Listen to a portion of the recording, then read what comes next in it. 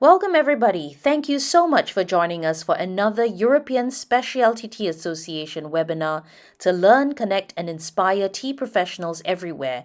I'm Bernadine Tay, and it is a pleasure to introduce our third and final topic of the supply chain webinar series, discussing the challenges of importing tea from China.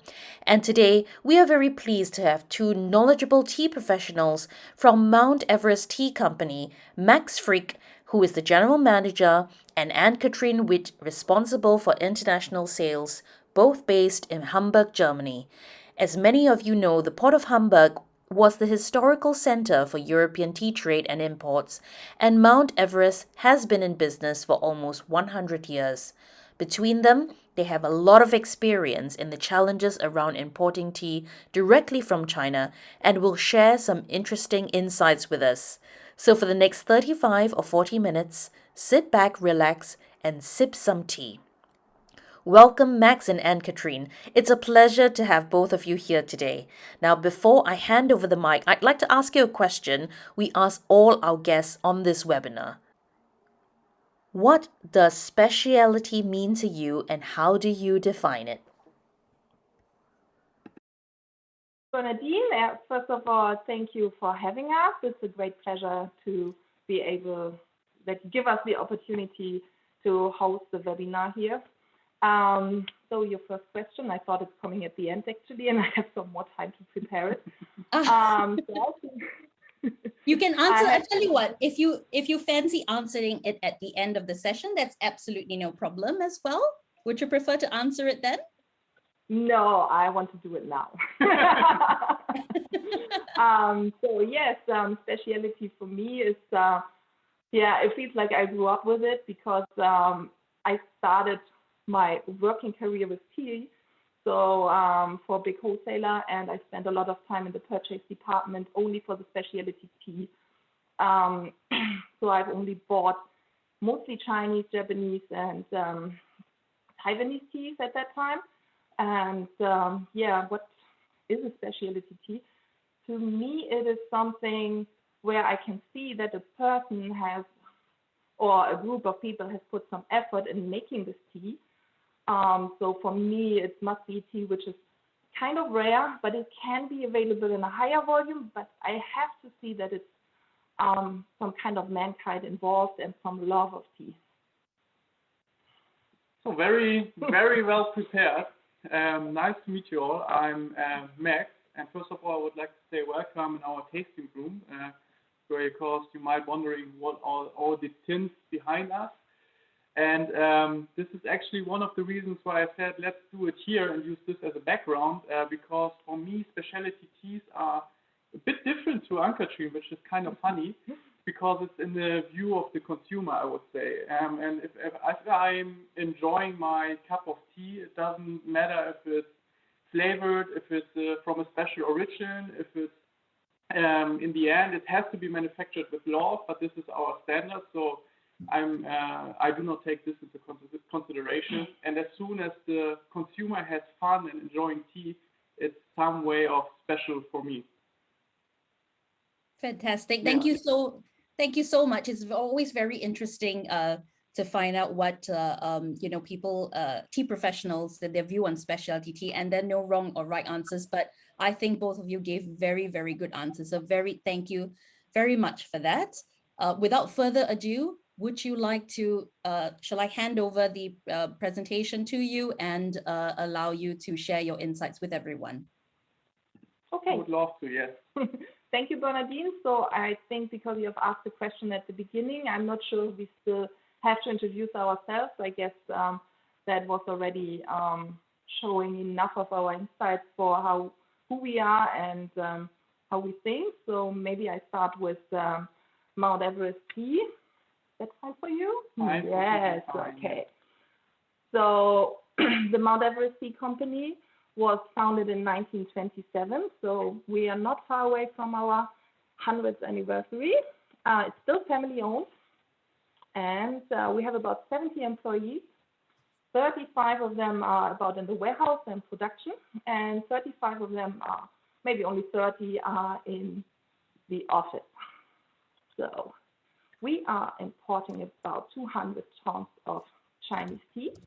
So that's just the quantity of Chinese tea. This means all sencha, all specialty teas, everything. We are IFS certified on a higher level. We are certified organic and as well fair trade. And we are a proud member of the European Specialty Tea Association since just a few days ago, but we are very happy to be in this, take part of this now, and we truly hope we can be, how you say that in English? I'm missing the word, I'm sorry. So, yes, we are looking forward to work with you guys and have a good connection to all of you. Now let's start with the challenges we have for importing tea from China. The first big part is the supply chain management. This is connected to 3 parts: sourcing, delivery, and payment. So let's see. First of all, it's the sourcing. So it depends how you have gotten the tea. This is not the question I have here now. So either you have gotten samples, you have been to China and visited a garden for a nice tea maybe, and now you want to bring it to your tea shop, to your business, to your home use, whatever, but you're not able to just bring a full bucket of tea, so you have to find out how you get it to Europe. So the first question is, have you found a trustful supplier? How can you find out if a supplier is trustful? That is a little bit tricky. So we are working with suppliers for many, many years. If we have new suppliers, of course, this happens as well. And it's not so easy for us to find out if the supplier is very trustful or not. So we have to make certain decisions, of course. But there are some guidelines which are very helpful. So since 1980, an exporter license from the Ministry of Commerce is required. Otherwise, the Chinese companies or tea garden, or not every supplier has its own tea garden, some just buy the tea and then they sell it further. They are not all, sorry, just nip a little tea here.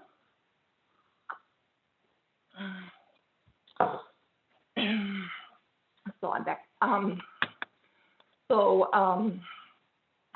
The exporter license is very important. So it might be that the garden does not have the export license, but the company, another company has it, so they sell it to them, and then you can buy it. The license companies are called foreign trade companies, FTC. So it's very important that you get the certificate from the supplier, and it's very, very important that the actual name you're doing the contract with is also matching the FTC certificate. Otherwise, you know, in China, sometimes they are called, like, if we are called Mount Everest Tea Company, the license might just say Mount Everest Tea, but then it's a different company. It's not the same. And it also needs to be matching the organic certificate, the fair trade certificate. So all of them need to be matching and be valid, and you need to make sure that everything's fine. If the tea, of course, is certified organic or fair trade. Yeah. Because, of course, you can buy conventional teas from China as well. Yes, most of them are actually and then you can buy tea without certificate, but you have to make sure that your contact, agent, factory, producer, or whatever you are in touch with has this foreign trade certificate from China. If they doesn't have this certificate, they still can set up all the documents, and it might look very serious to you. But in the end, there's a risk that the product or the pallet or the package stuck at customs in China and are not delivered properly. So, and later on, we will come to that payment. You might have paid the tea, but it will not arrive. Yep. And it might get just destroyed. So the supplier might not give you a refund. So the next big thing is the delivery. So if you're ordering small volumes, you have high freight costs usually, and because if we are ordering containers, the freight costs are different, at the moment, due to COVID, they are very high. So it's not that we can say it's cheap, but yeah, just to give you an idea, I think maybe we used to pay for a container maybe $3,000-4,000.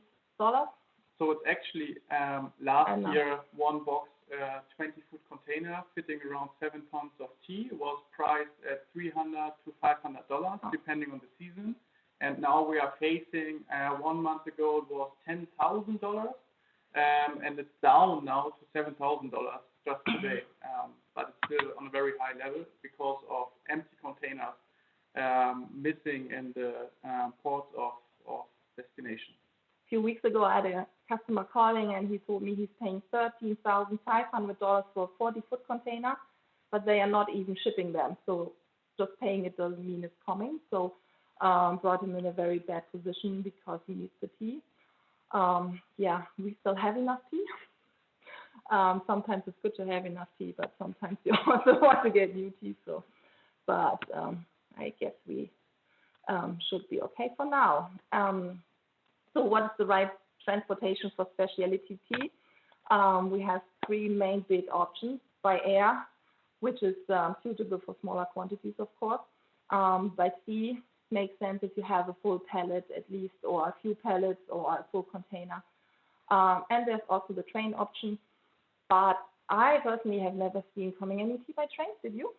No, it just started because in the past, the train or the Silk Road, which I think a lot of people are used to from the tea books a few years ago, but it just has started that you can ship containers by train because they're getting empty, because commonly the car industry was using the train.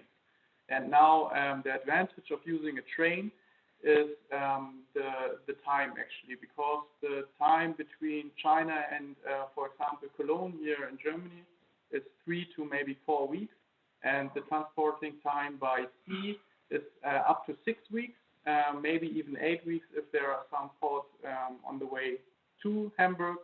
And by air, of course, if everything and all documents are set up, it's maybe 3 to 5 days. Yeah. Okay, maybe we can make a train tea soon. So the transit time, Max just explained that, so that's very good. So by air, we are about a week if we are good. So it depends where the tea is based. So sometimes you have to bring it to an airport, as well as you have to bring it to a seaport or the train station in that case if you're taking the train, since the tea gardens are not located in usually not in an area where you are close to any of that. So then we have the storage at the place of dispatch, which is especially if you have high quality Chinese teas, or especially if you're now in the spring crops, you want to have them soon, but you have to make sure during transit time, like if you bring them to the port, they are stored there or at the airport, to make sure that the storage has the right conditions. So it's very important that the temperature is not too high, it's not too humid. Good warehouses are air conditioned, and also the humidity is controlled so that you know that the tea is going to be safe. Another thing is the packaging. In Europe, we have to make sure that the packaging is within the EU regulations. If you just pack the tea into a carton, it can get contaminated. Also, if you just have a paper sack.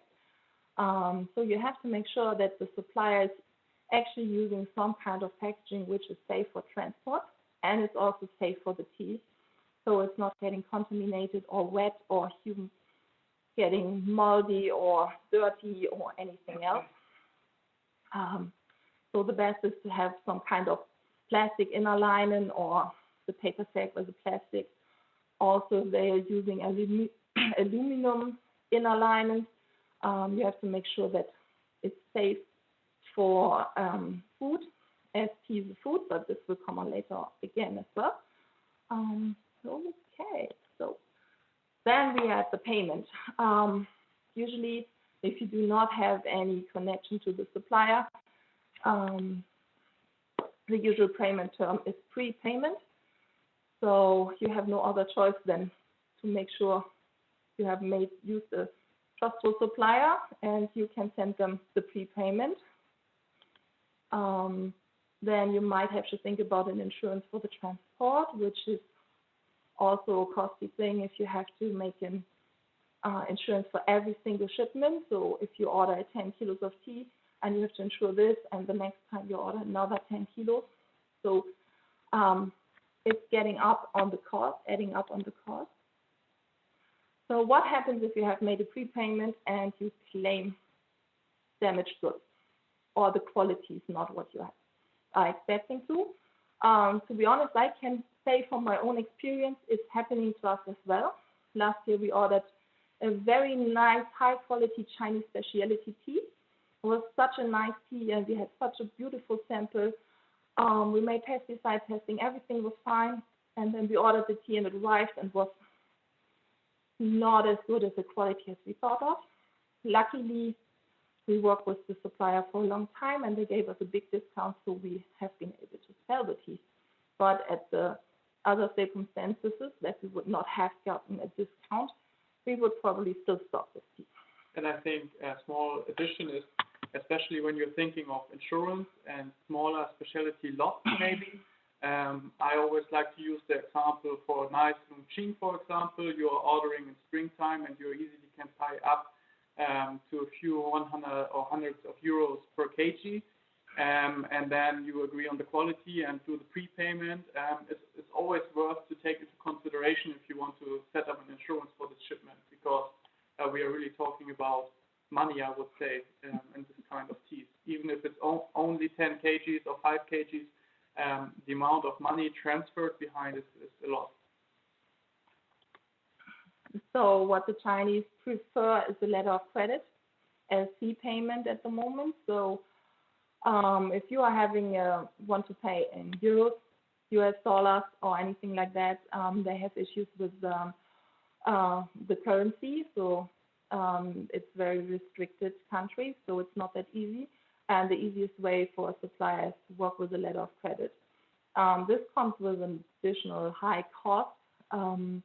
There's easily a few hundred euros the bank will charge you, because your bank has to be involved and the supplier's bank has to be involved, and you have to make sure everything is the documents are all correct and everything is fine. Otherwise, it might end up with another costing. And for the letter of credit, you have all the bank fees. If you're not aware of it, the supplier might also add their bank fees. So yeah, safe money transfer, and the Chinese regulations are all on that side as well. But it might still be better than a prepayment, as you are safer with the goods. So then, next is time to take over now. Yes. So first of all, I wanted to summarize that we don't want to give you the feeling that it's not about tea, because tea in the end is the most important thing behind it. But the supply chain management is not just to buy tea and to sell tea and maybe to judge the tea if it's good or bad. There's a lot of things you have to take into consideration before choosing the right supplier, the way of transport, and how to get the money from A to B without getting fees of black money transfer or something. I mean, just at the moment you can read a lot about Bitcoins and how a lot of countries are prohibiting the payment with Bitcoins, and this is a perfect example how serious this topic is. And the next step, me personally, I'm a teach and learn tea taster, so my love is for the product itself. And this is the reason why we have to have two quality managers here at our company, because there are a lot of discussions going on. Because if you see this triangle, from me, my personal point of view is that the product is the most important one. But coming to the quality management, they have a different point of view. And the key argument is always the above or below mentioned Article 43 with a lot of additional numbers. So if you want to read through a lot of law-like texts, you can just Google it and you find it on the European website. And the small but big point behind this is that in this article, tea is classified as food as well. which means that we don't talk about tea in a cup, we talk about tea as a dry product. And this is giving the whole thing a different taste, to say so, because then tea is compared to fresh strawberries or all other products and foods you can buy directly from the supermarket. In point of declaration, in the view of pesticide analysis, and so on. And then Ann-Kathrin already did a small introduction to the food safety. This is, for example, the best before date. Is there a traceability given, for example, with the lot number or the item number? Is the packaging the right way? Is it certified for food packaging in the European law? Is it not just directly in touch with paper or wood, for example, when we look at the lovely tea chest? And then in the end, there's the product where my or our tea taster job begins, and where we say, this is the really nice tea, we want to buy it. And first of all, we have to make sure that everything else is set up. And this is a potential way, because we don't want to give you headache about buying Chinese tea, and want to show you how do we handle this situation. And there's a small sentence you can find in some contracts of Chinese tea, which are called SAS, which means subject approval of sample.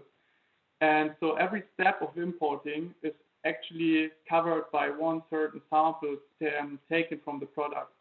And all begins with a purchase sample, which we are receiving from our suppliers, and where we make the decision if we buy the tea or if we don't buy the tea. We're getting this regularly sent by our suppliers, or we are inquiring them when we are in some kind of demand. And if we have agreed on the quality, on the price, on the shipment, and made everything, Ann-Kathrin introduced us with the supply chain management, we say, okay, we are good to go for the second sample, which is called the shipment sample, which is taking immediately after marking the bags or the cartons or the checks, after ordering the container or the pallet to ship the tea. They're taking a fresh sample, which we are approving to say this is according to our purchase sample, and we are good to go. And the last one, but probably the most important one, is the arrival sample. This is actually when the tea arrives in our warehouse. We are taking a sample, probably from a few bags or from every bag, depending on if this is a trustful supplier or if we already have a long relationship. And then we are approving this arrival sample.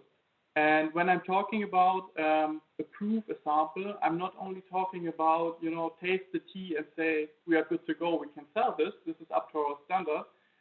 Every sample in this stage has to be approved organoleptically, which means tasting and sensorically, smelling it and seeing the cup color. It also has been done in a laboratory way, which means a pure pesticide or herbicide or fungicide test. But we will talk about this later. And when it comes to challenges, one of the challenges is that we are classifying tea as food, which summarized means that the Chinese are actually a huge tea producing country, one of the largest one probably. And you can see some numbers. These are not the newest one. These are from 2015 compared to 2014, but there has been only minor changes in the past, I would say so. And you can see that we guys in Europe altogether have consumed 229,000 tons in 2015. Now, checking the list of Chinese tea production, we see that we are still, unfortunately, a very small number. I know we guys altogether do our very best to change this, and there's a lot of things going on that we will change this. But in the view of now, it is difficult to give our EU regulations ahead of the Chinese tea production. And this is only with a trustful supplier who are following our rules and our law in Europe in some certain ways. And now talking about the domestic market, the Chinese or the tea is in the Chinese tradition really, really nicely implemented in all generations, from the young ones to the older ones, elderly ones, and there's the Chinese tea ceremony. I think a lot of people have joined one or know what it is like, and it's a completely different way of consuming this lovely product. And here in Europe, we start to drink tea, and we know what a gaiwan is, and we know the brewing time for some teas, but in the end, unfortunately, if you go to 5 out of 10 people, they have the typical tea bag in their shelf and drinking maybe, a dust of some fruit teas and call it tea, which the pure tea lovers would say, this is hurting me now. Don't forget we have UK Yes. people listening. Yes. They drink black tea. I know. I don't say that it's bad tea, but I say compared to China, who are drinking basically pure leaf teas. And now we see that there's 1.39 billion people in China, approximately, I would say, and they're consuming 40% of the world's tea production. So not only of the Chinese tea production, of the globally produced Camellia sinensis, 40% are getting consumed. And for example, Ceylon or Sri Lanka are reporting every week that the Chinese market is going crazy for the black teas. Same for Darjeeling. We are just a few weeks after the really first flush season, and a lot of nice invoices have been sold at ridiculous prices directly to China. And we are in Europe from the world tea production at 4.6%. Again, I'm repeating myself. We are all doing our best to change it, but this is unfortunately the number at the moment. And to see why a Chinese tea garden might focusing on the domestic market is that there are $10 billion of value and consumption 2018. So there's actually, in the end, a lot of money to earn with tea. And there was a nice, as well from the World Tea News, there was a nice small report where they have given some examples at what prices tea is getting sold in China. And you can see that really unique, nice teas are bringing easily $1,000 per 500 grams, for example, for some special productions. But even the everyday tea retail is at $10 per 500 grams to $15 per 100 grams at the high end. And as it's really nicely implemented in the tradition, you find a lot of really nice packaged teas, or pu'er cakes, for example, which are sold with the age usually. And these are easily sold at much, much higher prices and are gifted to the loved ones.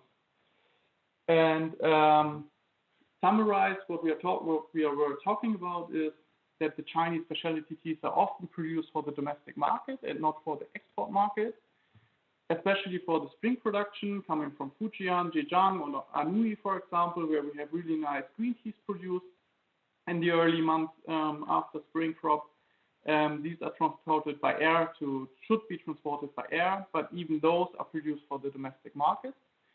And one idea or one potential solution we are all working on is that we have to rise the value of tea in our Western world, to say so. I don't know what's the right word for it, but I think we all agree and understand what I try to say with Western world. So us. And in Europe, what we are facing as a wholesaler or trading company is that often high quality is compared to organic, which means if people are asking for a premium Chinese tea and we offering them the tea as conventional, the second question is it organic as well? Because a high value tea is, in the view of a lot of consumers, organic. And the organic production in China overall is still really, really limited available, especially for specialty teas. And the domestic market makes the life for the tea farmers or tea gardens a lot easier because they really have no pesticide regulations for the domestic market. And our pesticide regulations or minimum residue levels in Europe are really, really high.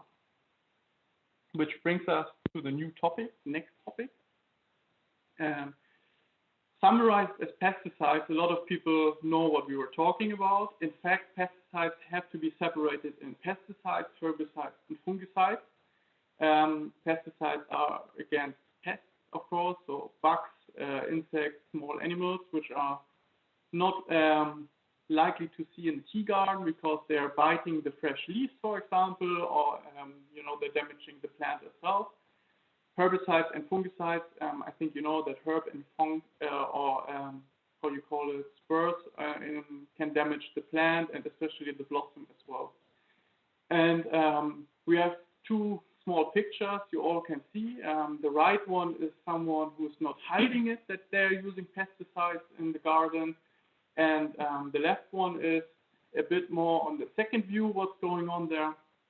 they're just burning probably some cartons or pellets, and we are talking about cross-contamination in this topic, which is well known as anthraquinone.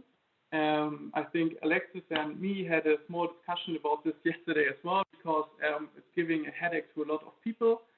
And it's commonly that you burn your garbage or the cartons or the pellets in your tea garden.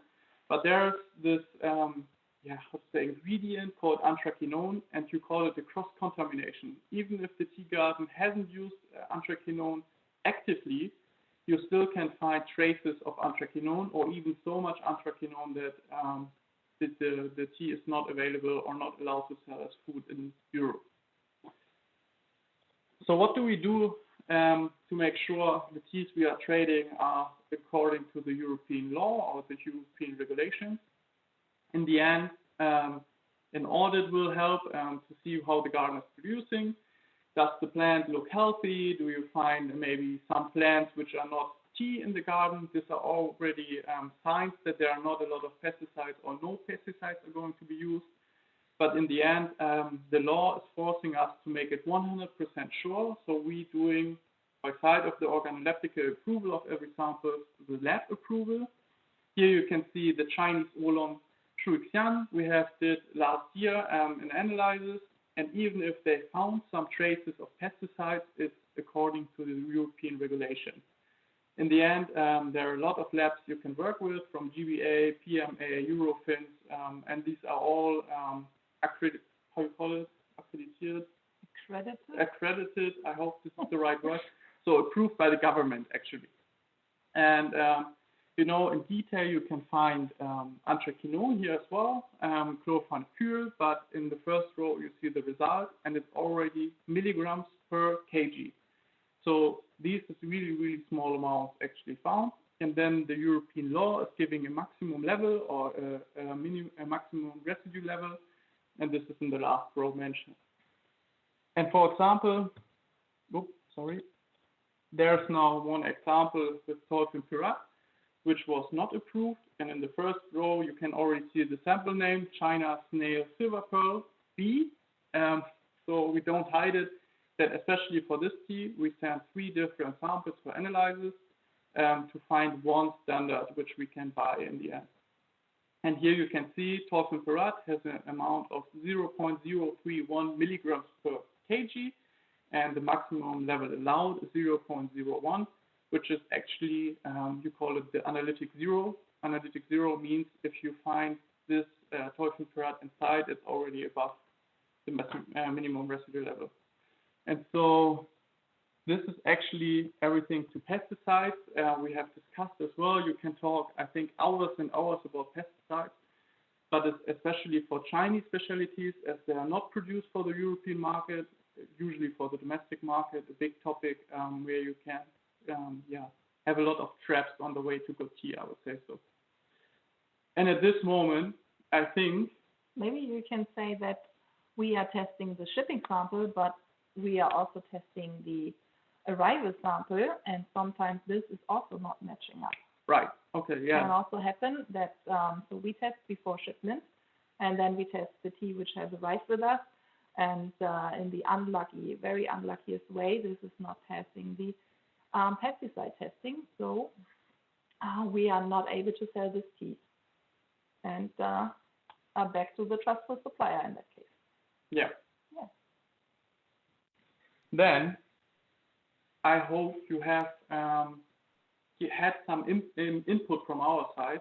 I think we all would love to discuss maybe here in our tasting room or through a webinar or somewhere.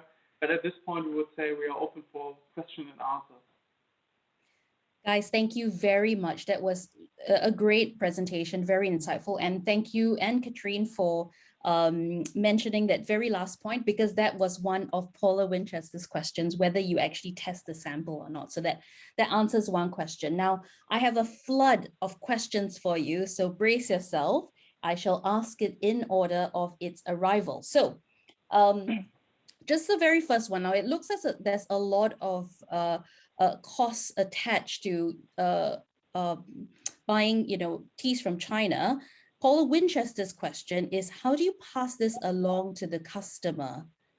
Those huge costs you get per container, how do you pass it along?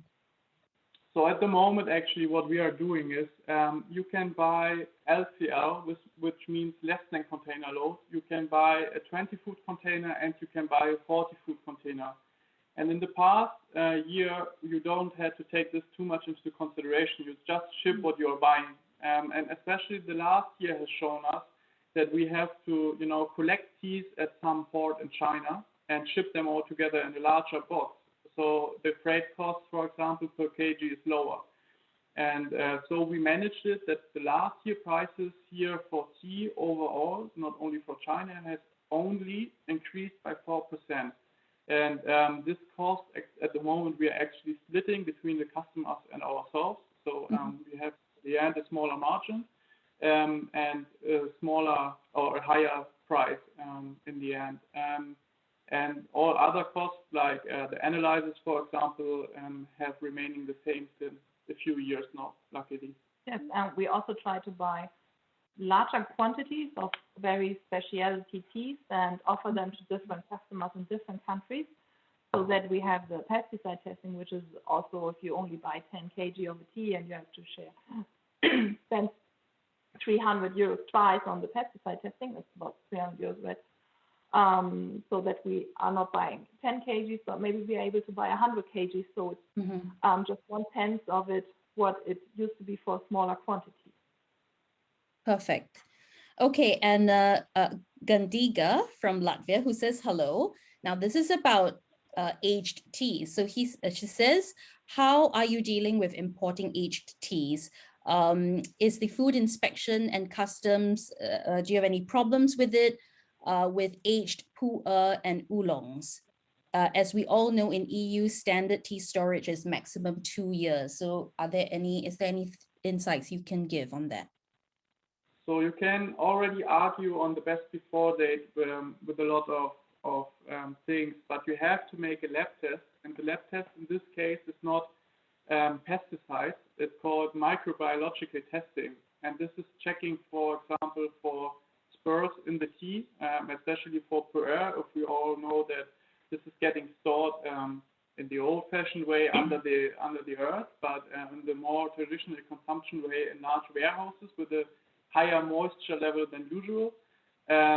You have to do additionally to the pesticide test, the microbiological testing. And then at our warehouse, and especially approval or arrival sample, has to be tested again, because on the way you ship the tea, there's a lot of moisture in the container, for example, which could, especially for pu'er, which is a really good example in this matter, could make difficulties.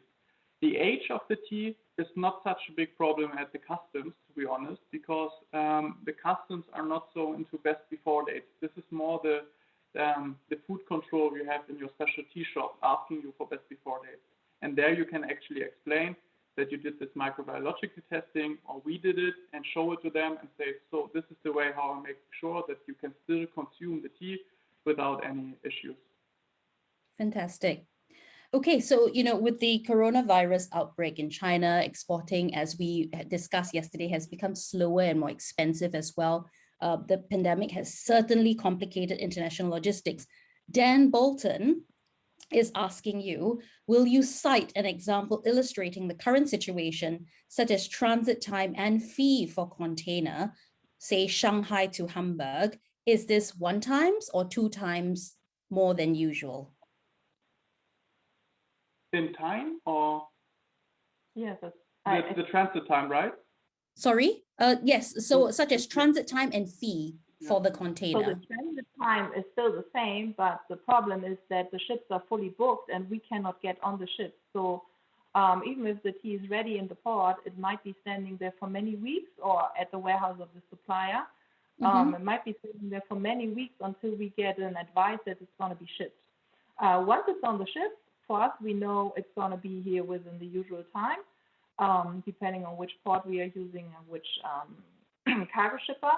But the biggest issue we are having is getting the goods on the ship right now. And a good example for this is we just have shipped directly after harvest Tai Bulong Zoo, so the silvery pearls, green tea from Fujian, and this container was actually on the Ever Given, and I think a lot of people have followed what happened there in the Suez Canal. And this is still giving us headache because this is a perfect example, maybe not related to COVID, but in the end, this is a potential risk. And now the tea is still somewhere in Egypt. And honestly, this is a case of insurance now because the tea is not getting better at the port of Cairo in the end. I see. And what about the impact on cost? Could you roughly say how much more? How much more? So we are, for the storage, we usually, the supplier takes care of that. So we only have the increased shipping charges. So like you said, we were at a few $100s, and now actually we are at $7,000. But of course, this is a huge increase. But it's also the same for, I'm an export sales. I have the same issues with going overseas into the other direction, USA and Canada right now. So I think it's an overall issue right now. But it's a good point talking about Inco terms at this moment, because if you agree on a contract, you won't come along, or you will come along Inco terms, which are actually covering the risk of the seller of the tea or the product and the buyer, importer, or consignee, so-called. And there you can actually make with a contract to say, and it's the easiest way for us European guys, because we cannot handle, a port in Shanghai because we don't really will understand what they want from us. It's easy to use, for example, CFR, which cost and trade, and so all the risk in the port of China is on the supplier side. I see. Okay, thank you very much. I have the next question from Tiara Rams. How do you find a reliable supplier when you are just a small tea seller? So I assume you have to go there, but where do you start? Or is this impossible and it is better to buy your tea from a company like yourselves? So how to say and answer this properly? In the end, I would say the easiest and most convenient way is to buy from a wholesaler, of course, because what we are doing is we have only one tea taster. We have 5 tea tasters here, and one tea taster is full-time buying Chinese teas. He does nothing else. And traveling through China to do our audits, because we are IFS certified, we have to do regular audits in the tea garden, in the production, in the facilities, in the office. But if you are now a small tea trader and you want to buy tea on your own, we still recommend to go at the exhibition in China, because there are a lot of tea exhibitions, much more going on than in Europe. And to book one ticket to meet as many suppliers as possible. And if you have the time, go after the exhibition directly to the gardens and visit them to see if the guy you have talked about is only a small office in Shanghai, for example, or if you are talking directly to the producer and the tea garden. And this is a potential way what we are doing as well, sending Stefan Zorn to China, finding new contacts. I know there are a lot of sites going on like Alibaba or something where you can order 20 kgs, but you won't have the supply chain management we were mentioning because you're ordering maybe a small sample, but you're not sure if this is a trustful supplier. Yeah. So we don't recommend to go on Alibaba or something.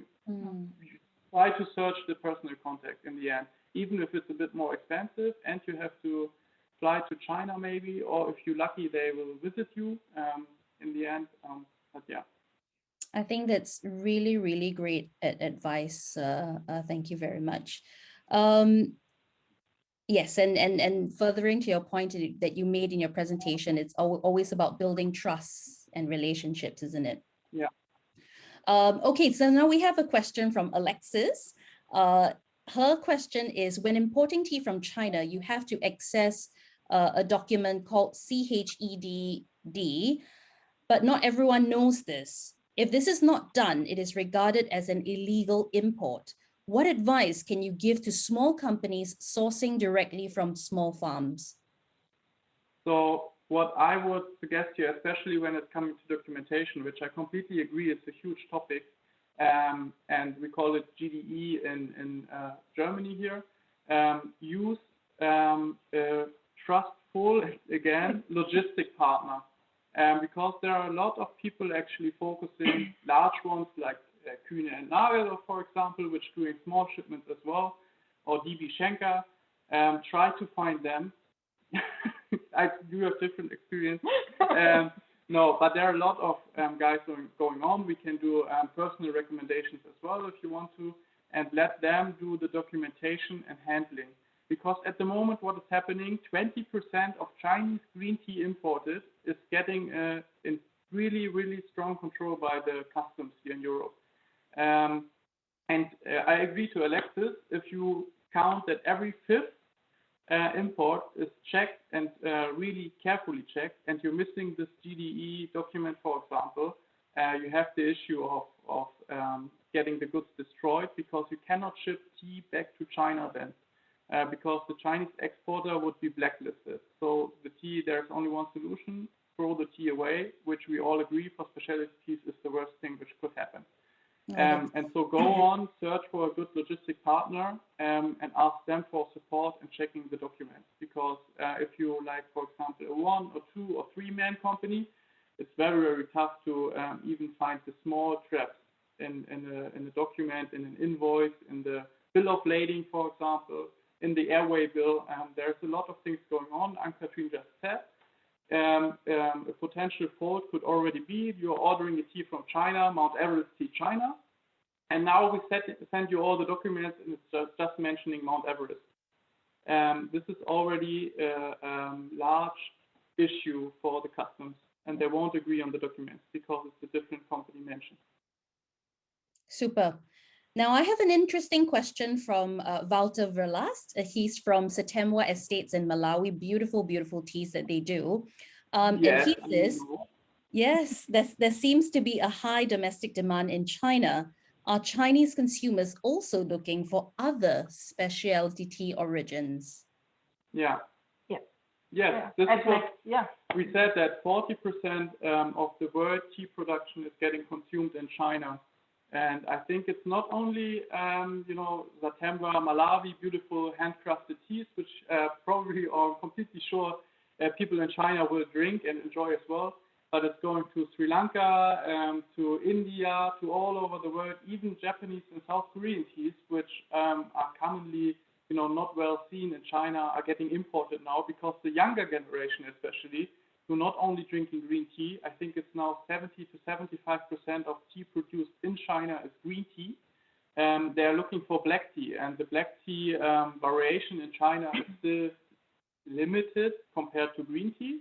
And so they are looking for different teas all over the world. And this is, in the end, affecting us as an importer as well, because we are not only dealing, we call us always like the cherry picker, because we only want to have the best lot. And we are already competing not only with European importers, we are competing with Chinese importers as well. And we talked about the value of tea in China. Usually the value they are paying for tea is really, really high and, of course, worthy for the tea. And there's also an increasing market for fruit blends, flavor teas. So actually the Chinese market is also interesting for us for sales because that is not what they have and it's new to them. So they are used to the traditional teas, but also what for us is a traditional tea, like a flavored fruit blend here in Germany, it's a big thing for us, is also selling well. I mean, the quantities are quite small, but you can see that it's increasing with high percentages there as well. Yep. That's so interesting. Tastes are changing as we share more ideas on social media, and I think word spreads faster of the opportunities and the new experiences that you can have even in tea. Okay, so I have another question from Paula Winchester. She says, is it possible that with a growing Chinese population and the higher requirements for European tea market, that in the end it is cheaper for Chinese tea producers to see inward rather than outward? I think it already is like this. This is the relationship to a supplier is the reason why we are still getting the tea. And we are facing more and more situations where the supplier is telling us we cannot meet your standards. Unfortunately, for example, when you're looking at the originally gunpowders and anthraquinone, which are getting roasted at higher temperatures to get the dark greenish color. There are more and more suppliers telling us we cannot meet your needs, and so we are not able to supply you this standard.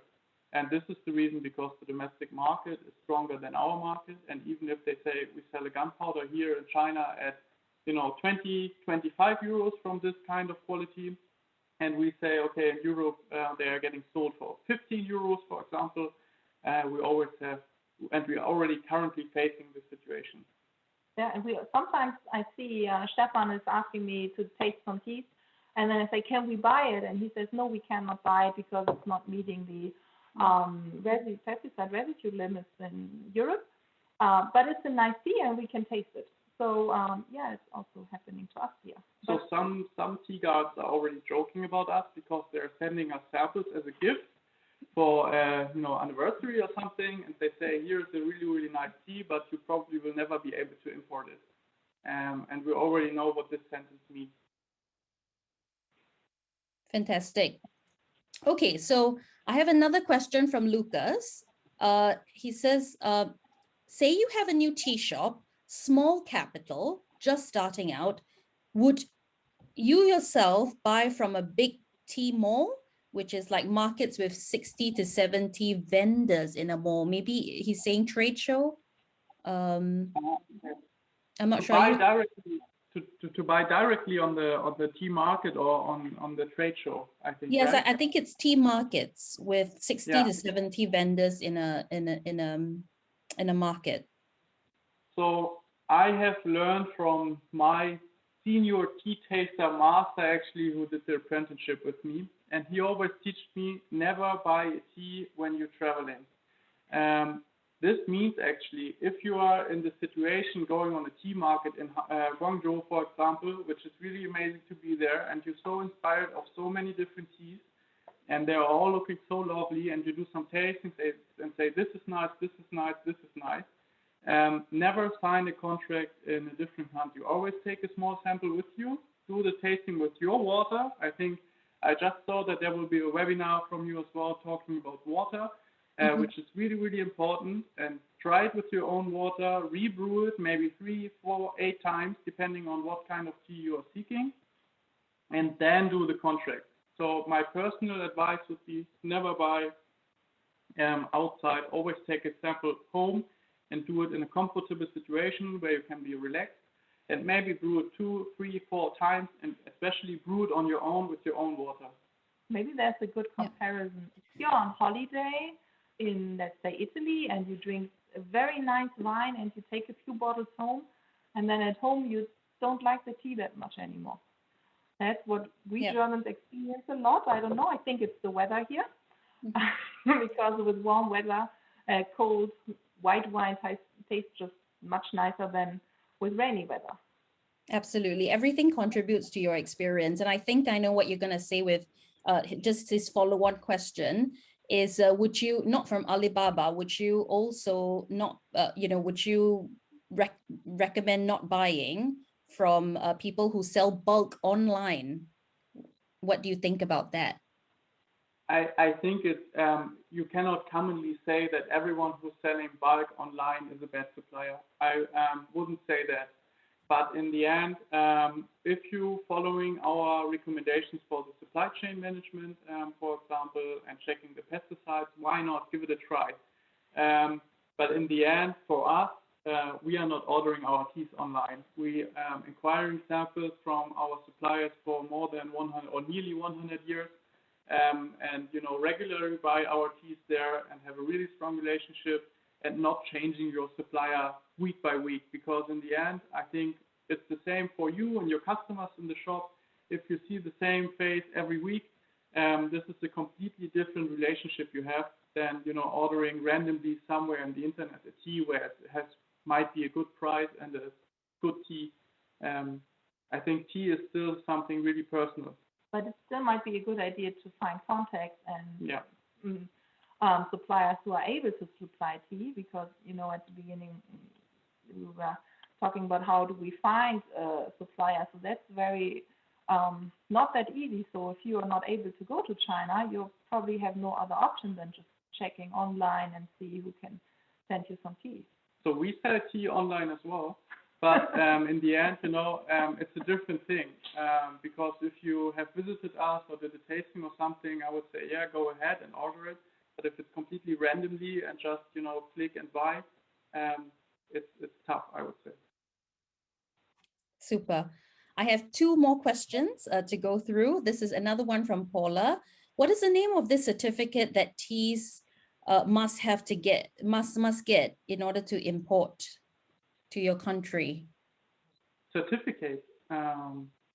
So the certificate the tea itself has, there is actually no real certificate you have to have for one kind of tea. If you want to have it to be organic, you have a certificate or a COI, certificate of inspection. Then only the tea is organic according to European law. If you want to have it fair trade, there has to be a fair trade certification. If you want to have it UTZ or rainforest certified, you have to have this certification. But in the end, a just conventional pure tea, you only have to have in the end pesticide certification, to say so, certification. But yeah, and the supplier, of course, Ann-Kathrin talked about the exporter certification from the supplier itself. But that's only for exporting. So for importing at the European end, it's not necessarily needed. Yeah. Then you have in the documents, for example, a certificate of origin, which is a document appearing, and you have a phytosanitary certificate, which you commonly get from Chinese imports as well. These are two documents required for the re-export, but not for the import. Just in case, because I think maybe she might be referring to the certificate that we mentioned in Alexis's question. Just in case, Paula, that was it. It's CHED-D, just in case. But I hope that answers your question. Okay, next we have a question from Ajit. And he says, hello, can you provide any comments around the quality of tea coming from China currently versus the prices? I.e., are Chinese teas getting lower in quantity but increasing in prices? Any issues for tea production or quality associated with the pandemic? That's a really good question. And because this was a topic I wanted to bring ahead, actually, and so it's bringing back to the point. We are talking now about specialty teas, and I think we all agreed that there are different interpretations of the word specialty. And what they are facing is that in China you have handcrafted teas and, of course, machine factories or factored teas, because you have the plucking with the machine or by hand, depending on what kind of quality you're talking about. And we just did the planning for our Paimutan or Baimudan teas, and they're facing really high difficulties finding new workers in the tea gardens. This is not only for China. I think we hear it from a lot of tea gardens and factories that the younger generation is more, focusing on maybe tablets and iPhones, and bringing their time in fancy companies in some larger cities, and missing the old traditional way of manufacturing tea. And our Baimutan supplier just told us that he's requiring around 200 to 500, depending on the season and demand and weather, of course, pluckers. And now he has 30 to 50, because all the rest of the people working in the tea gardens are staying in the cities, because the situation regarding COVID is better. The situation about vaccination is better, and so they're not coming back to the tea gardens as soon as the season's starting. And this counts especially for India as well, where we all very curious about the situation in India, and China. It's a similar situation, not with COVID, but with the situation of workers in the factories. Of course. Thank you very, very much. That was the last question posed. We really, really appreciate it. And thank you everybody for asking those questions and taking your time to reach out to Ann-Kathrin and Max as well. Well, that's all the time we have for today. Max and Ann-Kathrin, are there any last words you'd like to say? Thank you very much for listening, of course. Spending 1 hour talking about tea at this time is really our passion, and I'm very happy that so many people were joining us this evening. We are always open for questions. I think we can all agree that it's not a thing we can discuss in 1 hour. So if there is anything upcoming, demand, questions, we are here. Yeah. Thank I you. can nothing echo than just saying thank you for joining us here. We look forward to see you again sometime soon then. No, we feel the same way. It's really, really great to have you here. And, this ends our supply chain series for this month. But if you have a company or tea shop, you might really like to join us for the next one, because we're going to be talking and discussing about how to create the right spaces, design of your tea shop, and how that actually can greatly increase your profitability and customer engagement. So providing expert advice will be the founder of Benchmark, which is a creative agency that is well known amongst the hospitality circles here in the UK. So it's going to be a very interesting, very different type of webinar we'll be hosting next month. The date is to be decided, but it will always, as usual, be on a Wednesday, and we will definitely inform you, especially if you have signed up to our newsletter. But for now, I'd like to thank everyone for taking the time to join us. Thank you for your dedication in tea. We wish you really good health and take care. Bye, everybody. Bye, Anne. Bye, Max.